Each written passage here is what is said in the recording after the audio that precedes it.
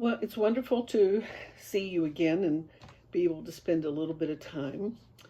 Today, we're going to look at the Gospel of Mark, chapter 6, verses 30 through 34, and then 54 through 56. Let us hear the word of the Lord. The apostles gathered around Jesus and told him all that they had done and taught. He said to them, "Come away to a deserted place all by yourselves and rest a while." For many were coming and going, and they had no leisure even to eat. And they went away in a boat to the deserted place by themselves. Now many saw them going and recognized them, and they hurried there on foot from all the towns and arrived ahead of them to the other side. As he went ashore, he saw a great crowd, and he had compassion on them, because they were like sheep without a shepherd, and he began to teach them many things. When they had crossed over, they came to land at Gennesaret and moored the boat. When they got out of the boat, people at once recognized him and rushed about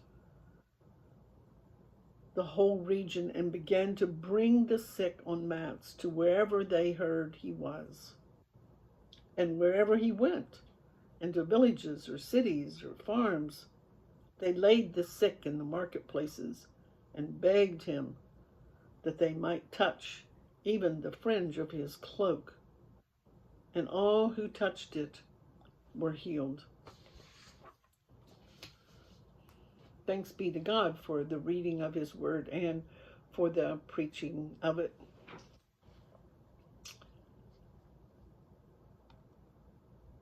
Do you remember years ago there was an old game that we used to play as children? It was called telephone. And it was a game where one person would whisper in the ear of the second person something, and that individual would turn around and repeat it to the person sitting next to them. And it would go around the circle from one person to another. And eventually everyone in the circle would have been told something, but when the last person repeats the message, it's not exactly like what was originally told. Well, before the days of social media, texting, or even cell phones, messages traveled by word of mouth. And that's most definitely what we're seeing here in this passage today. Jesus and his disciples are trying to get away for a bit of rest and relaxation. But word of mouth has it that this Jesus miraculously cures people and is a great teacher. And hearing this, throngs are seeking him and his disciples. We are told that not even a moment is available to them for rest, just to take time to eat. Jesus and his disciples go by boat to get to Gennesaret, but the crowd beats them there. It says people rushed in. Do you hear the urgency that is on display in the need of these people? Do you hear the expectancy of these people? This is not just happening here, it's happening everywhere he goes. It says in the villages and cities and farms, people came and begged him for his help. His reputation went before him. Word of mouth certainly had spread. They know that they need healing, and they know who the healer is. There are all types of individuals in those villages and cities and farms. There are people who don't believe a healing can occur. But then there are those who may know that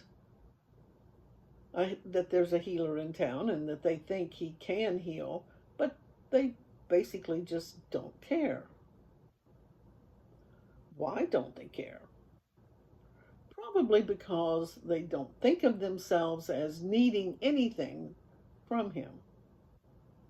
They're very content with their lives and themselves. They may even see themselves as better than the average bear, as Yogi Bear would say. Certainly, there's no urgency in them.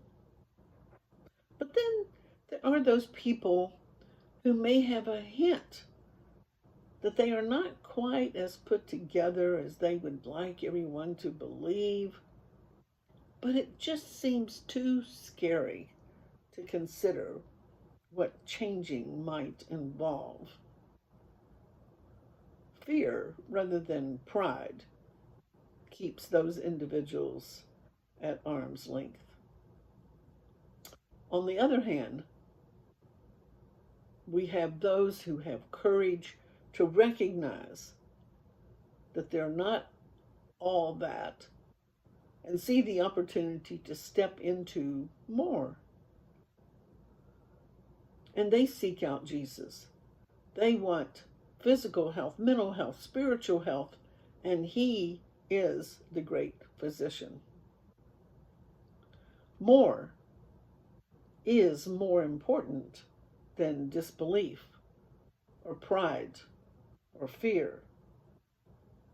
Something about this man tells them that they can trust him. His compassion for people is obvious.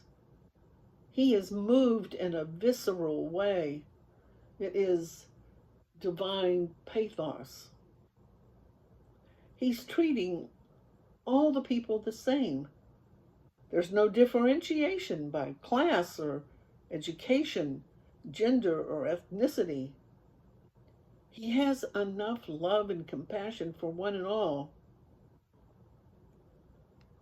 They see this God-man who is a shepherd providing protection and care and provision for his sheep. They tend to think of compassion, however, as pity. But actually, the word compassion just means with suffering.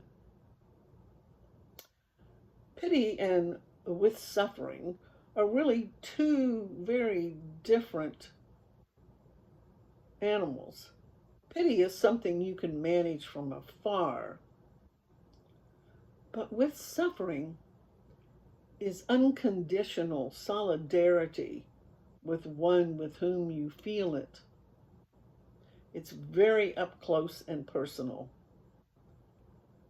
It is the inward, tender parts of ourselves that feels deeply with and for another. That is God as we know him. A God who rescues the Israelites from Egypt even when they don't deserve it. A God who welcomes home prodigal sons and daughters even when they don't deserve it. He is intimately involved in the affairs of his people and moved by what occurs. What we see is the heart of Jesus' ministry. He embodies compassion and taking on suffering alongside the afflicted. He embraces it, endures it, and overcomes it. We're not left alone to work out our suffering independently. He teaches us about the love of God. He feeds us and heals us physically, spiritually, and emotionally, and calms our fears.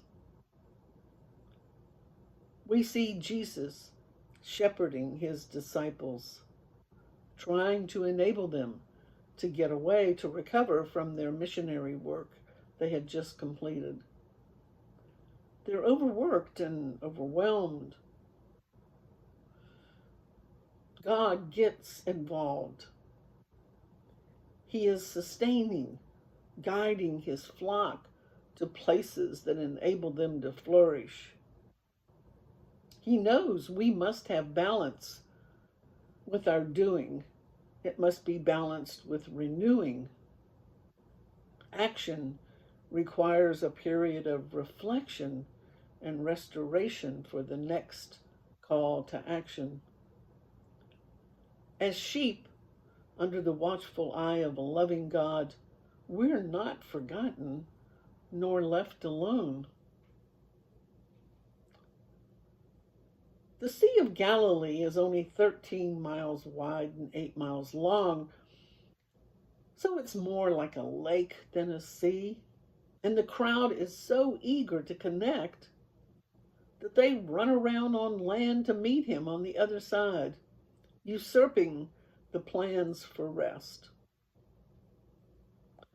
Prior to Jesus and his disciples getting into the boat to look for a place for rest, Jesus taught a huge crowd and fed them. The great provider, Jehovah Jireh, was in the house that day.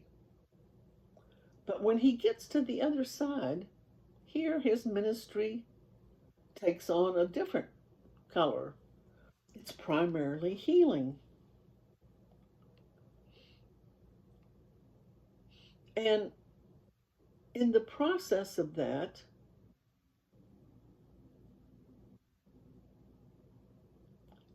we see that we have a God who knows what is needed and who is ready to address that need. By word, through teaching or touch, makes no difference because Jesus' words are as healing as is his touch. It is in knowing and understanding the truth that we are set free. It's by his words that we come to know and understand. We acknowledge that we are called to be like Jesus, but we are not him. Our wells of compassion are far shallower. You remember the disciples tell Jesus to tell the people to go away. But instead, he fed them. His compassion is far greater than ours. This truth is both that which defines the good news about God and the spiritual work to which we are called. We need renewal and reflection to meditate on the abundance of God's grace towards us, to move us to deeper work, to move us to have the same urgency in seeking him. Let us resist a culture of busyness that clutters our minds with the things of this world and drives us to burnout, and as a consequence, use other people to fill the empty places within us. Let us see where we need to be healed and pray to be open to expand the horizons of our compassion for ourselves as well as others. Let us forgive ourselves for our imperfections and see how much we need healing, laying down disbelief, pride, and fear. And all God's children said, Amen.